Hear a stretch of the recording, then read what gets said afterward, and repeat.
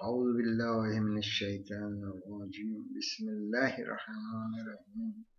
آج ہم استعاذہ جو کتاب ہے جناب سید محراب حضرت آیت اللہ سید عبدالحسین دست غیب شیرازی صاحب، لیکن بہت سی باتیں ہیں جو ہم کبھی کبھی بتاتے رہیں گے، پر یہاں ہم یہ دیکھیں شیطان کی تخلیق کا مقصد کیا ہے۔ انسان کو یعنی جو اس کی تخلیق ہے اس کو اللہ نے انسان کے ساتھ اس کو کیوں تخلیق کیا؟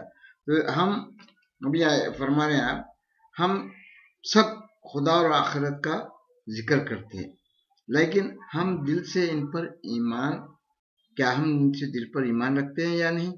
یہ صرف شیاطین ہی ہیں جن کے ذریعے ہمارے جھوٹ کی ہمارے سچ سے تمیز ہو سکتی ہے۔ ہم بولتے ہیں اللہ پر ایمان ہے، ہم ہمیشہ جو تو آخرت پر بھی ایمان ہے، مگر واقعی ہم کو ایمان ہے یا نہیں، اس کی تمیز آپ کو ایکچولی جو ہے اس سے ہمارے جھوٹ اور ہمارے سچ کی تمیز جو ہے شیاطین ہی ہیں جن کے ذریعے۔ شیاطین کیا کرتے والوں، اب شیاطین کے ذریعے آپ سچے ہیں کہ جھوٹے، شیاطین آپ کی جو تو آپ کی حقیقت بتا دیتے۔ یہاں پر یہ اگر آپ اللہ کا نام پورے ایمان سے لیتے ہیں تو پھر اس کے وعدے پر کیوں ایمان نہیں رکھتے؟ انہیں وعدہ کیا ہے؟ اللہ تعالیٰ کا وعدہ ہے آپ کو جو تو جنت دے گا، یہ دے گا، آپ اس کے اوپر ایمان رکھتے، اس کی باتوں کو مانتے کیوں نہیں؟ اگر خدا نہ خواستہ آپ نے شیطان کے وسوسے کو قبول کر لیا تو آپ صرف زبان سے مومن ٹھہرے۔ شیطان آپ وسوسے سے ڈالتا تو آپ زبان، اگر آپ واقعی بہشت پر ایمان رکھتے ہیں تو اس کو خریدنے اور اس کے اہل بننے کی کوشش کیوں نہیں کرتے، اور جہنم سے بچنے کی تدبیر کیوں نہیں کرتے؟ اب یہ کیا ہوگا، ہے جنت، یہ ہے ہم کو، مگر وہ جنت حاصل کرنے کی کوشش کیوں نہیں کرتے؟ شیطان کی وسوسوں کی۔ اور یہ شیطان یہی آپ کے یعنی اندر جو ہے، آپ جھوٹ ایمان رکھتے ہیں کہ سچ ایمان رکھتے ہیں؟ سچ ایمان رکھتے ہیں تو آپ نے ہر کوشش سے جنت حاصل کرنے کی کوشش کی، ہر وہ باتیں جو اللہ تعالیٰ بتائے گا کہ کس طرح سے جنت حاصل کرو، اس کی طرف آپ ایک ایک چیز غور کریں، ایک ایک چیز۔ مگر یہ آپ کا زبانی ایمان ہے، زبانی مومن ہے آپ، مگر دل میں وسوسے شیطان کے چھائے ہوئے۔ یہی بتا رہے ہیں کہ آپ جو ہے تو کیا کرتے ہیں، وہ اس کو حاصل کرنے کی کوشش کیوں نہیں کرتے؟ اب یہاں پر آپ فرما رہے ہیں شیطان کا ان پر کوئی قابو نہ تھا، کس پہ؟ ہم پہ کوئی قابو نہ تھا، بس ہم جاننا چاہتے کہ کون آخرت پر ایمان رکھتا ہے، کون اس کے بارے میں شک میں مبتلا ہے۔ شیطان آپ کا نہ ہاتھ پکڑتا نہ آپ کی گردن پکڑ کے لے جاتا، اور آپ کا کمزور ایمان ہے جو شیطان کے بہکانے میں آ جاتا ہے۔ یہاں پہ یہی بتا رہے ہیں، تو یہ اللہ تعالیٰ خود فرما رہا ہے، کیا بول رہا ہے؟ شیطان کا ان پر کوئی قابو نہیں تھا، اتنے طاقتور نعمت ہے کہ شیطان آپ کو کھینچ کے لے جائے۔ بس ہم چاہتے تھے کہ کون آخرت پر ایمان رکھتا ہے، کون اس کے بارے میں شک میں مبتلا۔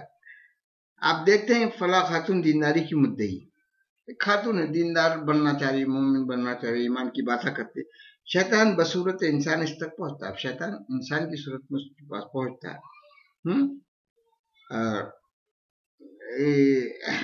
آپ دیکھتے ہیں فلاں خاتون ابھی جو تو، اور آپ بھی اب انہیں کیا کرتا ہے، شیطان اس کو جو تو وسوسے میں ڈالتا ہے۔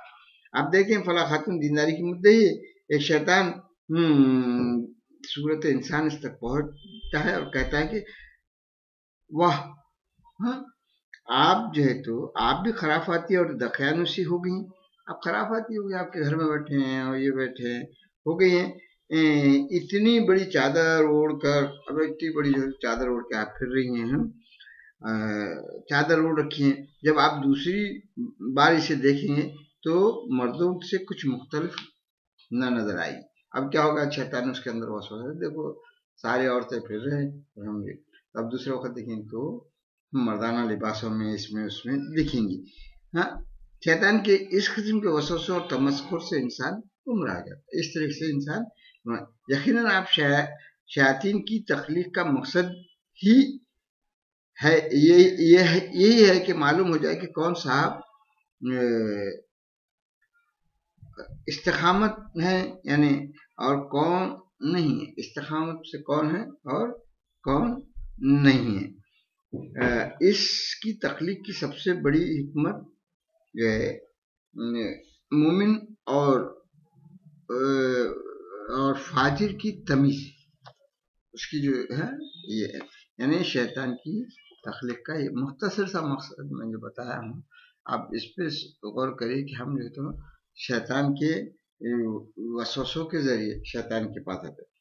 اور اب یہاں پر اور ایک دو چیزیں، ایک شیطان کا وعدہ، اللہ کا وعدہ۔ اللہ کا وعدہ کیا ہے بتا رہے ہیں، اور شیطان کا وعدہ۔ انسان کیوں کر شیطان کے وعدے کو اہمیت دیتا ہے؟ اس کی اسی قسم کے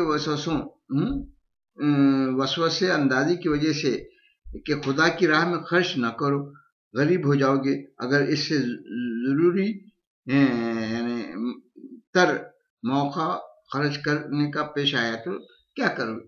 اب دے رہے غریب کو دے رہے، شیطان وسوسہ، ارے ابھی کل تو اپنے کو کرنا ہے، کل یہ چیز لانا ہے، وہ چیز ہے، اس سے ضروری ہے، اور اس لیے اب یہ شیطان کا وسوسہ، اور اس کے یہ وعدہ کرنا اس کو کہ کل پریشان ہو جائے۔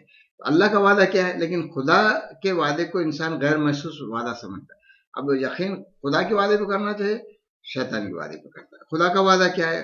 خدا کی راہ میں 1 روپے تک خرچ نہیں کرتا، لیکن شیطان کی خدمت میں اس کی طرف سے اپنی معمولی سی مدح وہ ثنا پر اخبارات، ریڈیو پر اپنا نام سن کر ہزاروں روپے ہدیہ کر دیتا ہے۔ یعنی آپ کی تھوڑا سا ایک جو تو خوش آمدی آپ کی تعریف کرا، ارے واہ آپ نے پرسوں کیا دعوت دی تھی، کیا مزہ ہے، ارے اب تو وہ ہوٹل میں اچھا مل رہا ہے، یہ ہو رہا ہے، اب آپ کی ضیافتوں کا کیا لینا ہے، چلو ہزاروں روپے، 1 روپیہ خیرات کرنے کو اس کو نہیں ہوتا۔ خدا کے ساتھ معاملے میں تو جب وہ فرماتا ہے کہ اپنے غریب ہمسائے کے ساتھ، اپنے مفلس رشتہ دار کے ساتھ نیکی کرو اور اس کی مالی مدد کرو، ہم کہتے ہیں کہ ہماری مالی حالت اس کی اجازت نہیں تھی، لیکن اگر معاملہ شیطان کے ساتھ ہو اور خالص دنیا ہو تو کس طرح اور دوسروں سے بڑھ چڑھ کر خرچ کرتے۔ جب بولتے مفلس کی مدد کرو، یہ کرو، تو وہاں پر وہاں کیا ہو جاتا؟ اب وہاں پہ ارے بھائی اب ہماری مالی حالت تو اس وقت کچھ وہ نہیں ہے، یا اور شیطان جب وعدہ کرتا تھا شیطان کے واسطے، اب قرض لے کے جو تھا اب جو دوسرے اپنے فضولیات پہ جو خرچہ کرتے۔